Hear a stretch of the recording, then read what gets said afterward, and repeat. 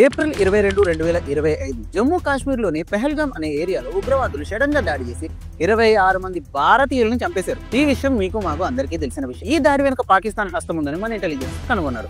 దానికి ప్రతిస్పందిస్తూ మన భారత్ వెంటనే ఆపరేషన్ సింధూర్ అనే ఒక సూపర్ ఆపరేషన్ స్టార్ట్ చేసింది. మన army and air force Pakistan లోని 9 టెర్రరిస్ట్ క్యాంపులను మిసైల్ తో ధ్వంసం చేసింది. ఇప్పుడు ఈ విషయం మన ఇండియాలో అండ్ పాకిస్తాన్ లో కొందరు ఇంటర్నేషనల్ న్యూస్ ఫాలో అయ్యే వాళ్ళకి మాత్రమే తెలుసు, ప్రపంచం అంతా తెలియదు. సో ఈ విషయం ప్రపంచం అంతా తెలియడం కోసం మన ఇండియన్ గవర్నమెంట్ ఒక మాస్టర్ ప్లాన్ వేసింది. సో ఇండియా వేసిన ఆ ప్లాన్ ఏంటి, దానివల్ల మనకు వచ్చే లాభం ఏంటో ఈ వీడియోలో పూర్తిగా చూద్దాం. సో వీడియో ఎక్కడ స్కిప్ చేయకండి, ఎందుకంటే ఇది ఇంతకుముందు ఎవ్వరు ఏం ప్లాన్ ఇక ముందు వేస్తారో లేదో తెలియని ప్లాన్. ఇంకెందుకు ఆలస్యం, వీడియో స్టార్ట్ చేద్దాం. ఇప్పుడు ఇండియా వేసిన ఈ మాస్టర్ ప్లాన్ ఆపరేషన్ సింధూర్ లో వన్ ఆఫ్ ది పార్టే, కానీ ఇది అటాక్ వైజ్ గా కాదు, సపోర్ట్ వైజ్ గా అన్నమాట.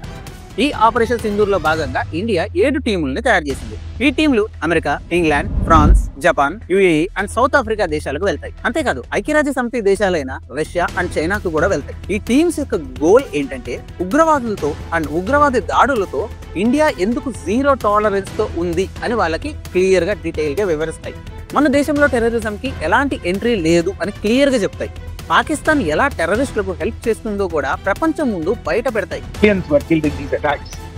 I wonder what message this picture actually sends.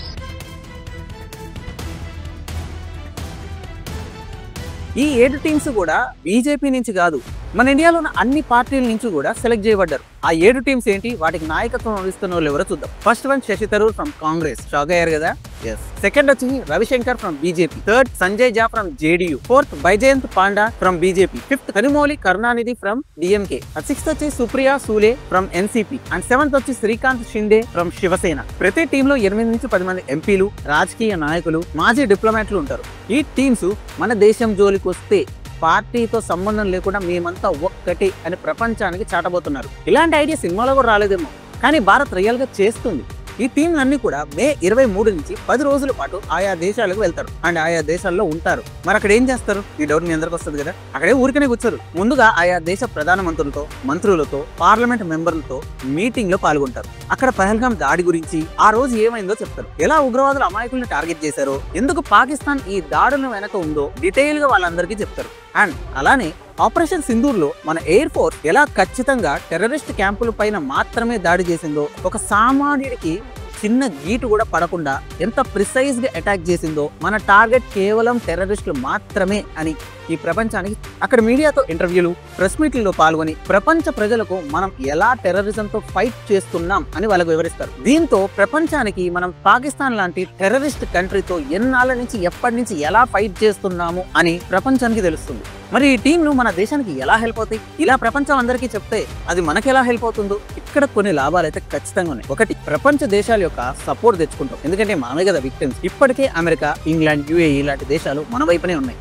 ఈ టీంలు ఇంకా చాలా దేశాలని మనకి సపోర్ట్ గా జోడిస్తాయి. ఇది ఒక బిగ్ టీమ్ ని మనం టెర్రరిజం కి అగేనిస్ట్ గా బిల్డ్ చేస్తున్నట్టు. రెండు, పాకిస్తాన్ ను టెర్రరిజం కి సపోర్ట్ చేసే ఒక దేశంగా ప్రపంచం ముందు నిలబెట్టగలం. వాళ్ళు టెర్రరిజం కి ఎలా సపోర్ట్ చేస్తున్నారో ప్రపంచం ముందు ఈ టీంలు బయట పెడతాయి. దీని వెనక ఎవరున్నారు, ఏం చేస్తున్నారు, ఎలా చేస్తున్నారు, ఇవన్నీ డీటెయిల్ గా వాళ్ళకి చెప్తాయి. మూడు, ఇలాంటి దాడులు మళ్ళీ ఫ్యూచర్ లో జరగకుండా ఆయా దేశాల మీద ప్రెజర్ ని బిల్డ్ చేస్తాయి. సో దట్ వాళ్ళు ఫ్యూచర్ లో ఇలాంటి అటాక్ చేయాలన్నా ప్రపంచం వాళ్ళ వైపు చూస్తుంది అన్న భయంతో అయినా, ఆ ప్రెజర్ తో అయినా అటాక్ చేయకుండా ఉంటారు. మన ప్రజలు సేఫ్ గా ఉంటారు. పహల్గామ్ లో చనిపోయిన 26 మందికి న్యాయం జరిగేలా, ఇంకా ఫ్యూచర్ లో ఇలాంటి అటాక్ జరగకుండా ఈ టీమ్స్ వర్క్ చేస్తున్నాయి అండ్ వర్క్ చేస్తాయి. భారత్ టెర్రరిజంతో రాజీ లేని ఫైట్ చేస్తుంది. ఇలాంటి టైంలో మన ఇండియాలో పార్టీలన్నీ వాటి మధ్య భేదాన్ని పక్కన పెట్టి ఒక టీమ్ గా ఏర్పడి ప్రపంచం ముందుకు వెళ్ళబోతున్నాయి. మీరేమనుకుంటున్నారు, ఈ టాక్స్ సఫలమవుతాయా, ప్రపంచం మనకు సపోర్ట్ చేస్తుందా టెర్రరిజం కి అగైనెస్ట్ గా? మీరేమనుకున్నారో కామెంట్ రూపంలో ఖచ్చితంగా తెలియజేయండి. మరిన్ని అప్డేట్స్ కోసం అండ్ ఇంట్రెస్టింగ్ ఫ్యాక్ట్స్ కోసం మన వాస్తవం ఛానల్ ని సబ్స్క్రైబ్ చేసుకోండి, లైక్ చేయండి, అలానే మీ ఫ్రెండ్స్ అందరికీ ఈ వీడియోని షేర్ చేయండి. గంట మాత్రం అస్సలు మర్చిపోకండి, కొంచెం సబ్స్క్రైబ్ చేసుకోండి. అప్పటి వరకు జై హింద్, జై భారత్.